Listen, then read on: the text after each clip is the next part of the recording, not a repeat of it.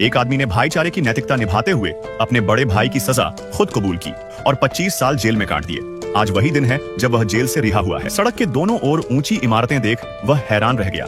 दुनिया काफी बदल चुकी थी, मगर सबसे ज्यादा डरावनी बात उसे इंसानों के बदले दिल लगे। उसका पुराना साथी अब भी वहीं पर मौजूद था, लेकिन अब उसकी जगह सबसे ऊंची कुर्सी पर थी। वह कह रहा था कि अब यह सिर्फ सिर नहीं, ताकत की पहचान है। बॉस के चेहरे पर ठंडापन और तिरस्कार था। उसका बेटा अब दूसरे नंबर का अधिकारी बन चुका था और एक पुराना अनुयायी अब शाखा का लीडर। 25 साल सब कुछ बदल चुका था। उसने चुपचाप सुनते हुए ये सोचा कि क्या वह अब भी किसी से बात करने लायक बचा है। अब तो चिक्की उसका अंडरबॉस बन गया है और समय को तो पीछे नहीं किया जा सकता। वह उम्मीद कर रहा था कि अपने पिता को बचाने के लिए जेल जाकर उसने जो त्याग किया उसकी कोई तो कद्र होगी। उसे ये अन्याय महसूस हुआ। तभी पास बैठे बॉस ने बात संभाली। उन्हें लगा कि उसे अब भी परिवार का हिस्सा समझा जाएगा, लेकिन बात बस इतनी सी थी। अब उसे एक दूर दराज शहर टालसा भेजा जा रहा था, जहाँ गैंग का कोई अस्तित्व नहीं था। अब उसे एहसास हुआ कि दुनिया कितनी बेरहम हो चुकी है। उसे आदेश दिया गया, टालसा जाओ, झंडा गाड़ो और सब फिर से शुरू करो। उसने अपने पुराने बॉस की ओर देखा, उस इंसान की ओर जिसके लिए उसने जान तक जोखिम में डाली थी। लेकिन अब वही उसूल जिनके लिए उसने 25 साल दिए थे बेकार हो चुके थे। वह अपनी बीवी मैरी को याद कर रहा था, जिसने जेल के दौरान तलाक ले लिया था,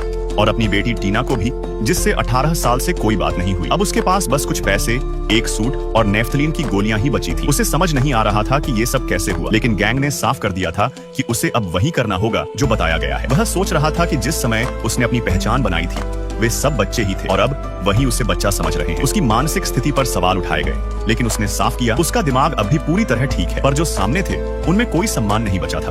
वो अब भी खुद को कैपो मानते थे, पर उनके लिए यह बड़ी बात थी, उसके लिए कुछ नहीं। अब इन विश्वासघातियों से ज्यादा बात करना बेमानी था। टालसा एक बंजर शहर था, लेकिन वह अब भी खुद को साबित करना चाहता था। उसने तय किया, अभी अभी 75 का हुआ, पर फिर से खुद को साबित करूंगा। थोड़ी ताजी हवा में सांस लेना जरूरी था, पर किसी ने सोचा नहीं था कि इतना बूढ़ा शख्स टालसा में इतने कम वक्त में माफिया का राजा बन जाएगा। एक ऐसा साम्राज्य जो ब्लैक हैंड से भी कम न हो। जैसे ही वह एयरपोर्ट से निकला, एक टैक्सी ड्राइवर उसे ले गया और वहीं से उसके माफिया विजन की शुरुआत हो गई।